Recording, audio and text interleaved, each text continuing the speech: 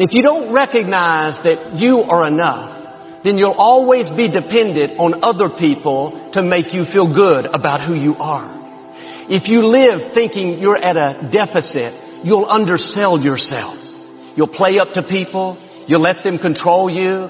That's where you're getting your validation. But when you know you are enough by yourself, you won't rely on people to approve you. You'll get your approval from your Heavenly Father. And the problem with relying on people is people can change. One minute people were saying to Jesus, Hosanna, blessed is he that comes in the name of the Lord. They were laying down palm branches, celebrating his arrival. 3 days later, those same people were saying crucify him. If you only feel good about yourself when people are telling you that you're great, then if they leave, you'll forget who you are. There are moments that try the human soul so violently and so perplexing that if the truth were told, all of us have had moments that we wanted to throw up our hands and walk away.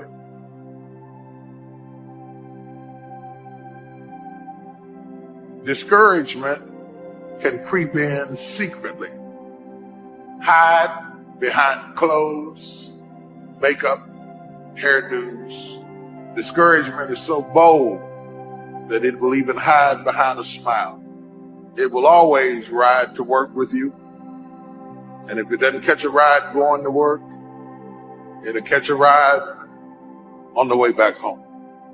Discouragement will go into a tent. It will walk right into a Section 8 neighborhood.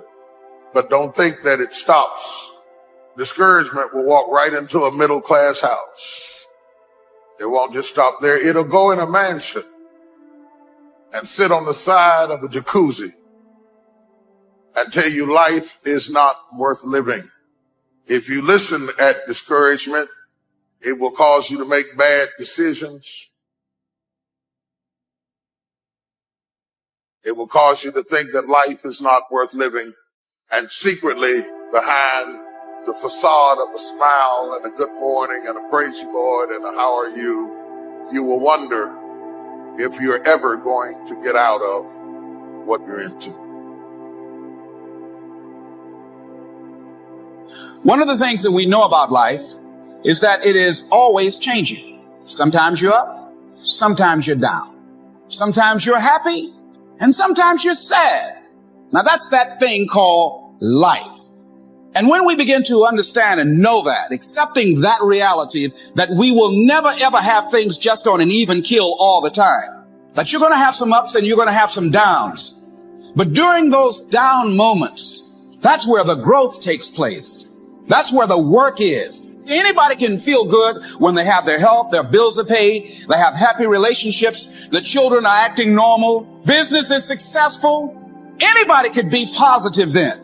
Anybody can have faith under those kinds of circumstances. See, but the real challenge of growth, mentally, emotionally, and spiritually, comes when you get knocked down. Adversity introduces a man to himself or a woman. How you handle it, that's where the growth takes place.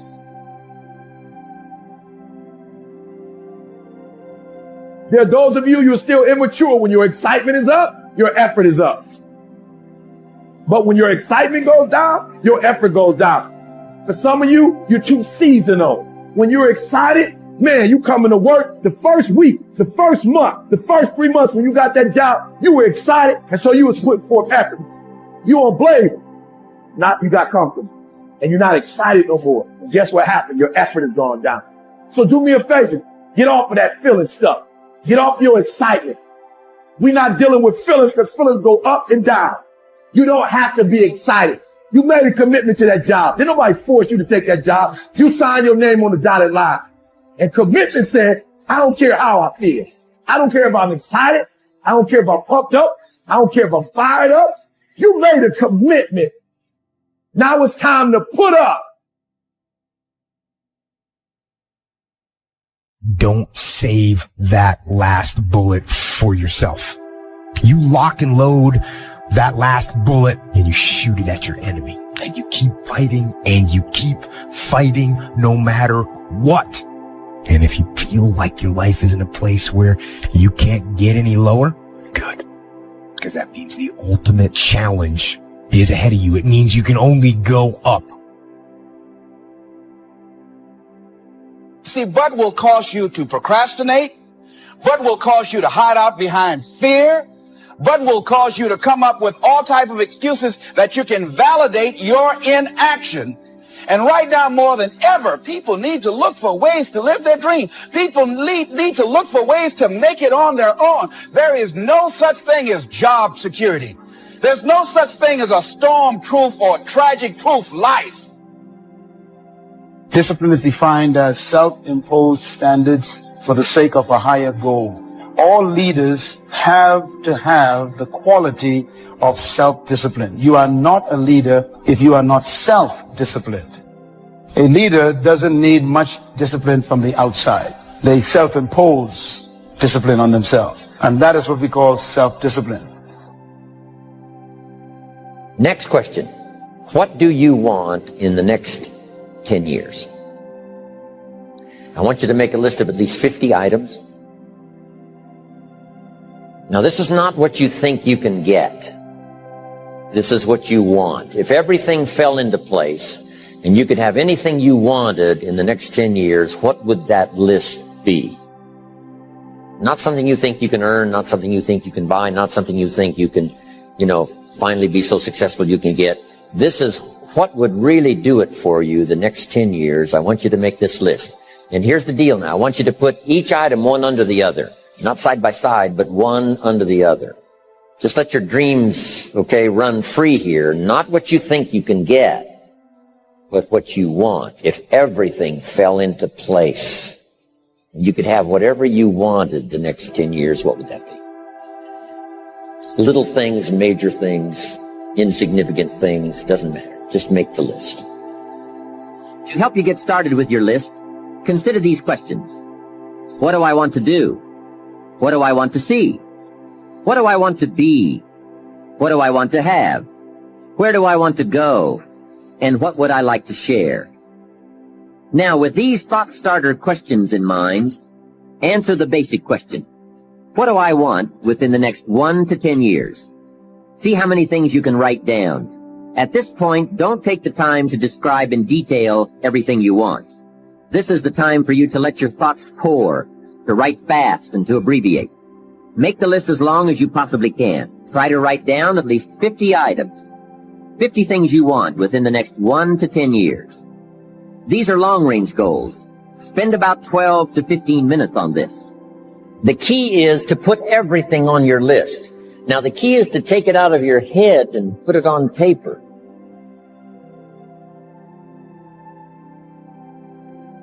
You can dream about what you want, but when you start committing it to paper, now it more formalizes.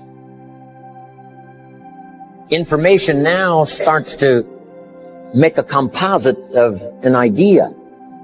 And ideas can turn into hotels. Ideas can turn into enterprises. Ideas can turn into a fabulous career.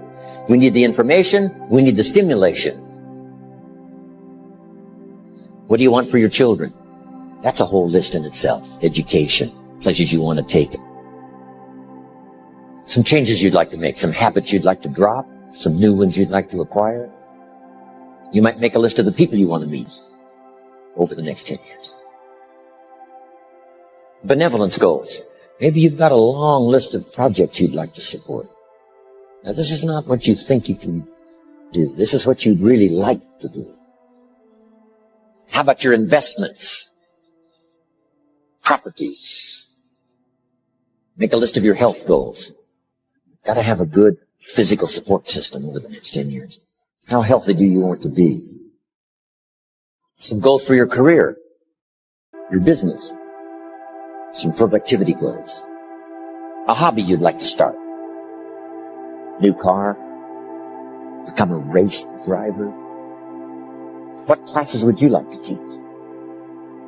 Some of your goals should be personal development. The person you wish to become. Develop skills that make you attractive to the marketplace. Develop the temperament and the attitude that makes you attractive to the business world. Because here's what's important. It's not what you get that makes you valuable. It's what you become that makes you valuable. Okay, now we're going to do some things with this list. Here's the next exercise. I want you to look at each item on this list you've made and give each item a number.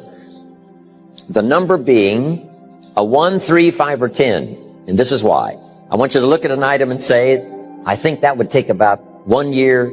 Another item, you say, I think that would take about 3 years. Another item, I think that would take 5. And another item, looks like that's going to take 10. Give each item now a number of what you think it might take to achieve that goal. A 1, a 3, a 5, or a 10. Just somewhere close, doesn't have to be exact. That's about a 1, that's about a 3-year goal, that's about a 5-year goal, that's about a 10-year goal. Now, as soon as you've given each item a number, I want you to now go through and count them. How many 1s, how many 3s, how many 5s, how many 10s? And then just make a little list of those numbers. How many 1s, 3s, 5s, 10s? And you can run faster with 100 who want to go than with one around your neck. These people are bad for your health. Toxic relationships are relationships with people that always criticize you. All they can do is find fault. All they can do is just exploit your weaknesses. All they can do is remind you of the mistakes that you've made in the past. How do you think? And how do you get to think the way you think? And what made you think what you think right now? The history that created you is still with you. And even though you wear different clothes, drive a different car, it's the same person. Because somehow our history is so heavy, it's tough to cut loose. We still apologize for being successful. We feel ashamed to be in charge. See, there are some people that aren't good for you. See, you got to look at the people in your life and find out what kind of person are you becoming because of that relationship. My mother used to say, birds of a feather flock together. You run around with losers, you will end up a loser.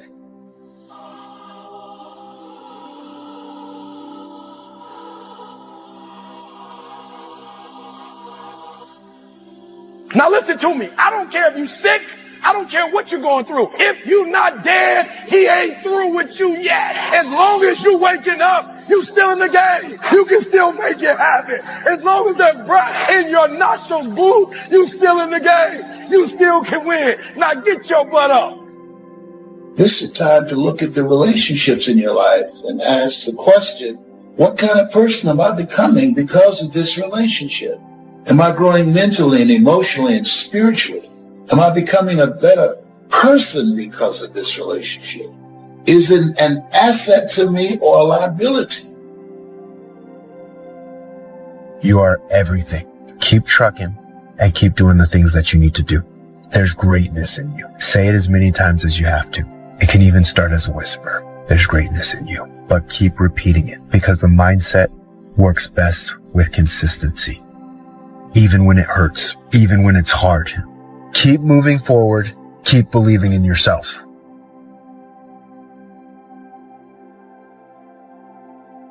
Every multimillionaire and every multi-billionaire in this world that are living on the top have all decided that I'm going to commit myself to this career, this vision, this goal. No parties. They're going to call you names. They're going to say you're corny. They're going to call you a square. Those are the characteristics of a champion. Those are the characteristics of someone that have said that I have decided that I'm going to create a shift in this universe. When I'm discouraged, I need somebody to come alongside me to encourage me that weeping may endure for a night, but joy comes in the morning. That kind of talk wakes up my faith. Most of us go through life pretending that everything is okay, pretending that we don't have any special goals or ambitions or desires, pretending that we're satisfied where we are. But if you look at our behavior, if you judge based upon what we do, see, a lot of people pretend that they want more out of life, but all you have to do is watch their actions. That will tell you something.